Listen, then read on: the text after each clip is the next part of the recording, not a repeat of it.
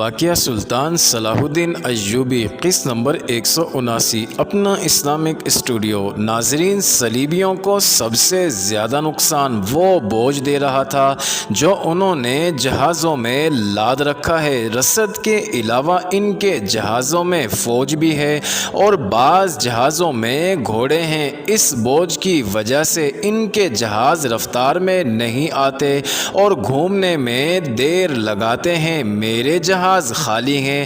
امیر البحر اتنا زیادہ زخمی تھا کہ اس کا سر ڈول رہا تھا۔ سلطان ایوبی نے اپنے طبیب اور جراح کو بلایا مگر امیر البحر یعنی نیول چیف نے پرواہ نہ کی۔ سلطان ایوبی کا ہیڈ کوارٹر ساحل کے چٹانی علاقے میں تھا۔ وہ ایک اونچی چٹان پر کھڑے تھے۔ سورج کی پہلی کرنوں نے سمندر اور ساحل کا جو منظر دکھایا وہ ہیبت ناک تھا۔ جہاں تک نظر جاتی تھی سمندر میں جہاز مست سانڈوں کی طرح سمندر کو چیر رہے تھے۔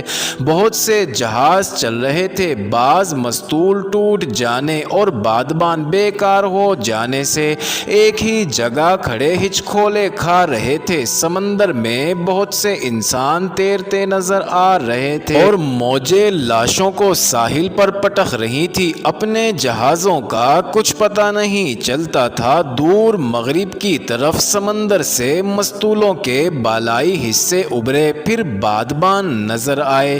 جہاز ایک صف میں ایک دوسرے سے دور دور مارکے کی طرف بڑھے آ رہے تھے۔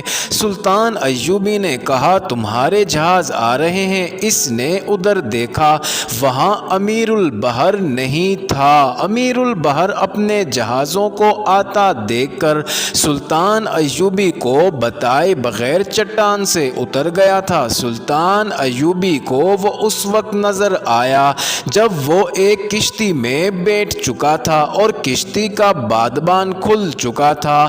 یہ 10 چپوؤں کی کشتی تھی۔ سلطان ایوبی نے چلا کر اسے پکارا، سعدی تم واپس آ جاؤ، میں نے تمہاری جگہ ابو فرید کو بھیج دیا ہے۔ امیر البحر دور نکل گیا تھا۔ اس نے بلند آواز سے کہا، اے میرے آقا صلاح الدین ایوبی، یہ میری جنگ ہے، خدا حافظ۔ اور اس کی کشتی دور ہی دور ہٹتی گئی، پھر نظروں سے اوجھل ہو گئی۔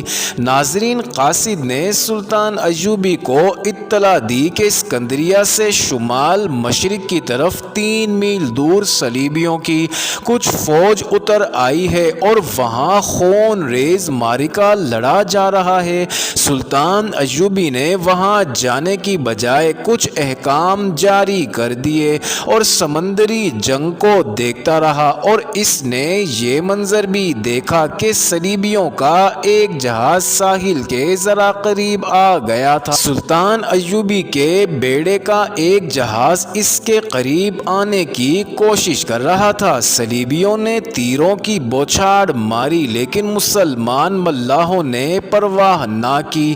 وہ اپنے جہاز کو صلیبی جہاز کے اتنا قریب لے آئے کہ کود کر اس میں چلے گئے اور دست بدست لڑ کر جہاز پر قبضہ کر لیا، مگر یہ معرکہ اتنا سہل نہ تھا جیسا بیان کیا گیا ہے۔ مسلمان بحریہ کے سرفروشوں نے خون اور جان کی بے دریغ قربانی دی۔ وہ 3-3، 4-4 جہازوں کے گھیروں میں لڑے، دشمن کے جہازوں میں کود کود کر لڑے، تیروں سے چھلنی ہوئے، مگر اس طرح معرکے میں سے نکلنے کی نہ سوچی جس طرح صلیبی اپنے جہاز نکالنے کی کوشش کر رہے تھے۔ صلیبیوں کی کمر رات کو ہی ٹوٹ گئی تھی۔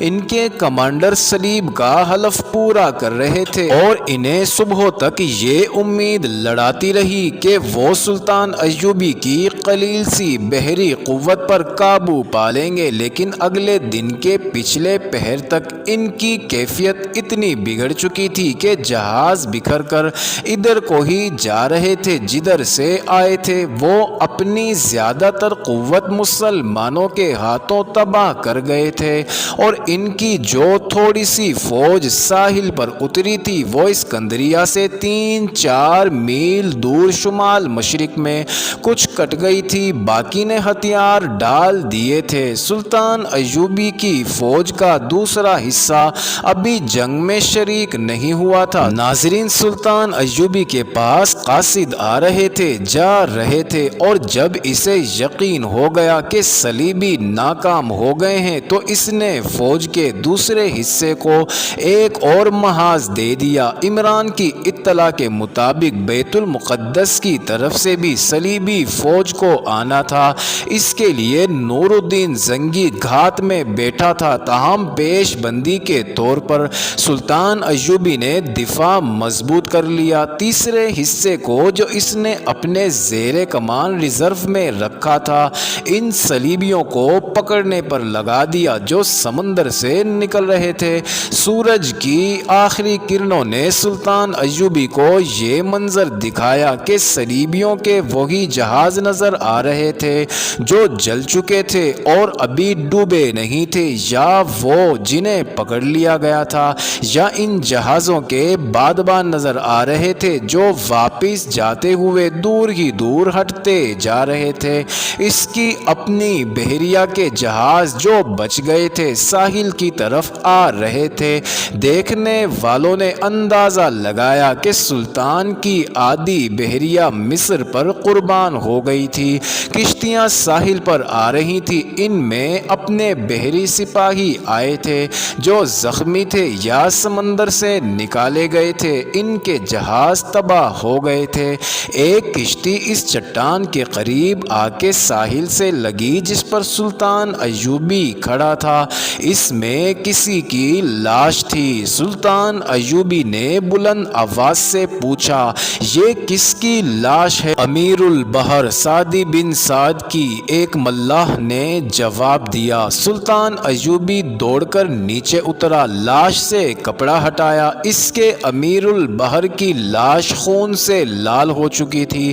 ملاحوں نے بتایا کہ امیر البحر یعنی نیول چیف نے ایک جہاز تک پہنچ کر بحریہ کی کمان لے لی تھی اور جنگ لڑاتے رہے۔ انہوں نے اس جہاز پر اپنی کمان کا جھنڈا چڑھا دیا تھا۔ غالباً یہی وجہ تھی کہ صلیبیوں کے 4 جہازوں نے انہیں گھیر لیا، ان میں سے 2 تباہ ہوئے اور امیر البحر کا جہاز بھی تباہ ہو گیا۔ ناظرین، اس وقت تک معرکہ ختم ہو چکا تھا۔ سلطان ایوبی نے امیر البحر کی لاش کا ہاتھ چوما اور کہا، تم سمندر کے فاتح ہو، میں کچھ بھی نہیں۔ اس نے جہاں یہ حکم دیا کہ دشمن کے جو جہاز پیچھے رہ گئے ہیں ان سے سامان نکالا جائے، وہاں جذباتی لہجے میں کہا، تمام کشتیاں سمندر میں ڈال دو اور کسی شہید کی لاش سمندر میں نہ رہنے دو، انہیں یہیں دفن کرنا جہاں بحیرہ روم کی ہوائیں ان کی قبروں کو ٹھنڈی رکھیں۔